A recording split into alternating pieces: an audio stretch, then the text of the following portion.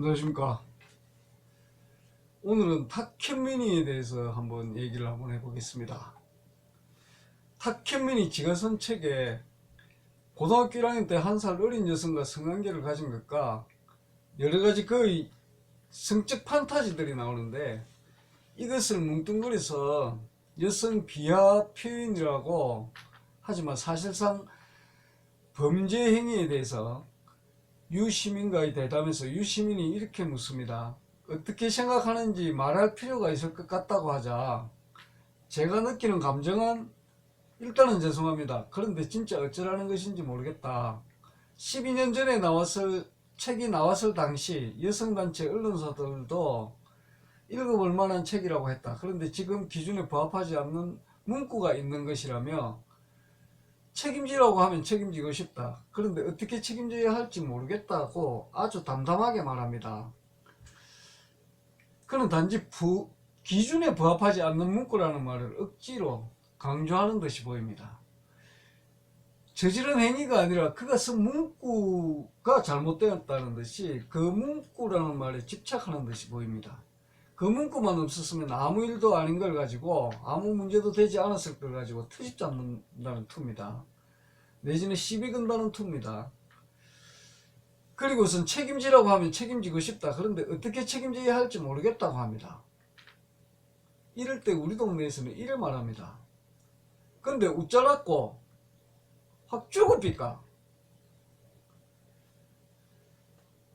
이 말의 속뜻을 우리 동네 사람이 아니면 잘 모르기 때문에 제가 이걸 좀 풀어드리면, 이 말은 잘못했으니 한번 용서해도 라는 말입니다. 그런데 타가 나는 용서를 못하겠다, 이걸 어쩌면 좋으냐? 나는 네가 저지른 과거의 만행이 아니라 네가 지금 하고 있는 이 뻔뻔스러움을 용서하지 못하겠다, 이 말이다. 내가 욕을 잘하면은 정말 찰진 찰떡같이 찰지게 욕을 좀 해주고 싶은데, 또 그럴 기회는 다음에 있을 것으로 봅니다. 이렇게 욕도 못하고 뭐도 할 수 없을 때 또 우리 동네에서는 또 이렇게 얘기합니다. 이걸 웃자삐까 확찌기삐까, 이렇게 합니다. 정말로 이걸 우째삐까 확찌기삐야 되겠습니까? 신이 존재하지 않았다면 모든 것이 허용된다라는 말이 있습니다. 모든 것이 허용된다는 것은 모든 것이 허용되지 않는다는 말과 같다라는 시시껄렁한 말장난을 하려는 것이 아니라, 사람은 누구나 꼴랑 목숨 하나 걸어놓고 온갖 짓거리를 해대는 게 사람입니다. 또 그렇게 살아갑니다. 그게 인생입니다.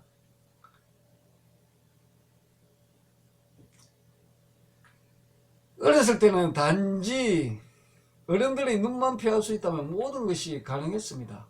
가능하기도 했습니다. 그러나 지금은 어른이 있습니까? 어른이 사라진 시대 아닙니까? 이걸 다른 말로는 그냥 니체의 신은 죽었다라고도 말합니다. 또 이것으로 대변되고 있기도 합니다. 어른이 존재하지 않는다는 것은 무엇입니까? 전통의 수호자가 없다는 것이고, 가치의 기준이 사라졌다는 것이고, 그러다 보니까 사람들은 어른을 찾아서 달려갑니다. 아침마다 달려갑니다. 저녁까지, 잠잘 때까지 뛰고 또 뜁니다. 어디로?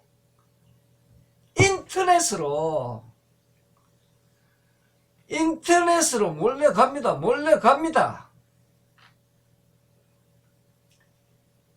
이른바 집단지성이라고 하는, 사실은 집합지성이죠. 집합지성을 찾았어. 뛰고 또 뛰고 뛰갑니다. 이게 마치 절대적인 진리라도 되는 듯이 뛰고 또 뛰갑니다. 여론몰이도 합니다. 몰이꾼들의 세상입니다. 여기서 성공하면 인생이 대박나는 세상에 우리는 지금 살고 있습니다. 탁현민이가 바로 이 몰이꾼이었습니다. 이 몰이꾼의 삶을 살았고 이 몰이꾼들의 천박함이 몸에 배인 사람입니다. 아주 물이 가득 들어서 물을 뺄 수도 없습니다.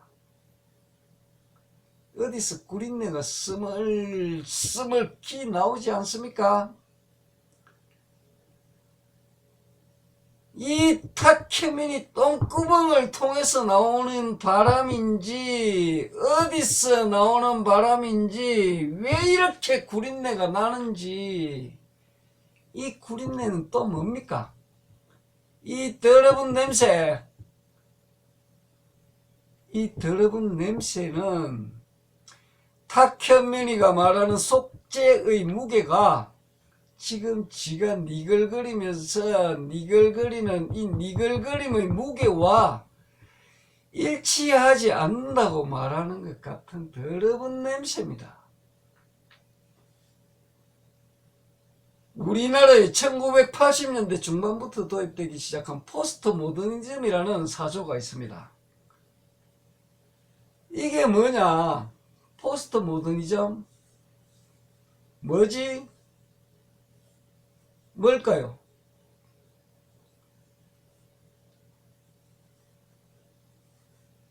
이거 공산주의자들이 공산주의를 더 이상 이론적으로 방어를 할 수 없으니까 전통을 파괴하고 상식을 파괴하고 보편적 가치를 파괴하고 보편적이라는 말조차를 파괴하려고 했던 철학의 한 수작질입니다. 이 주장의 핵심은 뭐냐? 절대적 상대주의라는 것입니다. 이 말은 절대적 상대주의, 아인슈타인도 아니고 상대주의, 지가 무슨 상대주의, 이 말은 모든 것은 상대적이다 라는 말로 달리 표현할 수 있고, 또 이 말이 의미하는 바가 뭐냐? 세상에 진실이나 사실이라는 것은 없다라는 것입니다. 진실이나 사실이라는 것은 그 사회의 권력을 진 자들이 권력을 유지하는 도구에 불과하다라고 보는 것입니다. 이 말 속에 탁현민의 말 위에서 한 말의 해석 키워드가 다 들어 있습니다. 이것을 이해한다면 탁현민의 말은, 탁현민의 말 속에는 사실이나 진실이나 진정성이 있는 것이 아니라 그 당시, 대담 당시 그 순간 자신을 지키기 위한 말이었을 뿐이었고, 사실이나 진실이나 진정성과는 아무런 관계도 없다는 것을 알 것입니다. 따라서 탁현민의 말에서 사실을 찾으려고 한다든지 진실을 찾으려고 한다든지 진정성을 찾으려고 해서는 안 되는 것입니다. 헛수고입니다.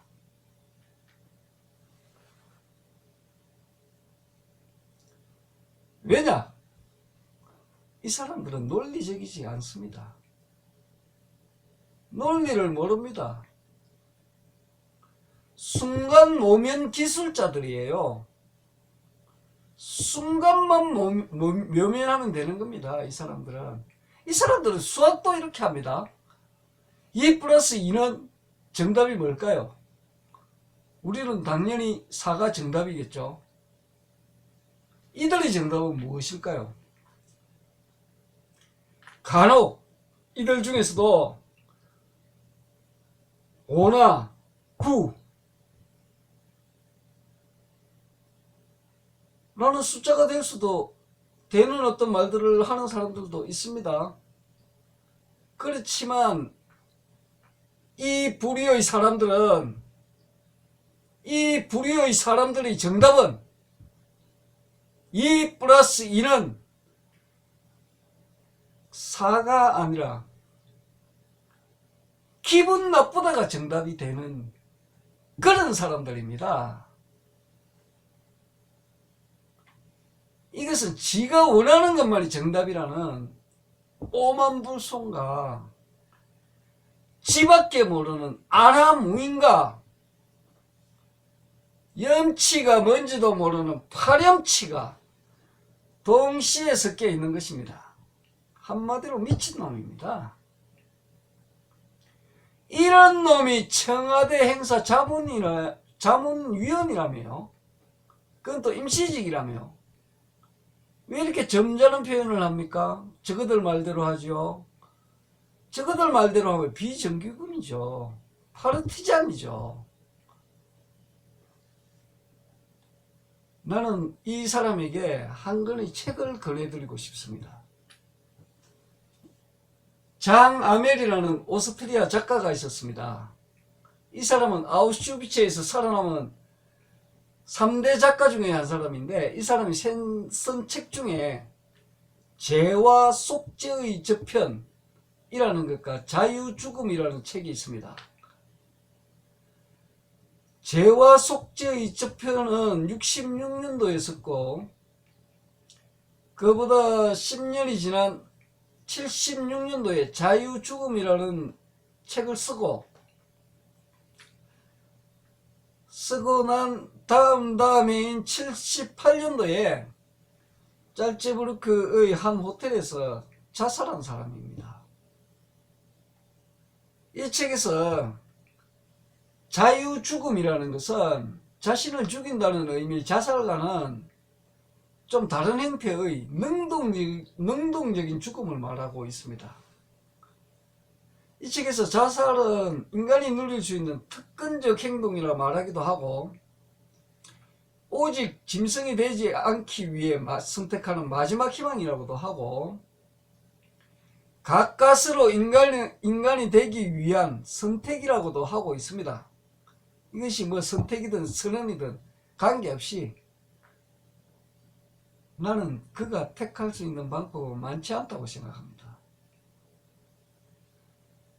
그렇지만 나는 그에게 이런 정도의 지성의 결기가 있다고는 보지 않기 때문에 그에게 많이 요구하지는 않습니다. 단지 최소한 그가 공무를 맡아서는 안 된다고 생각합니다. 더 이상 국민을 우롱하는 짓은 그만둬야 한다고 생각합니다. 이걸 학적입니까? 감사합니다. 오늘은 이만 마치겠습니다.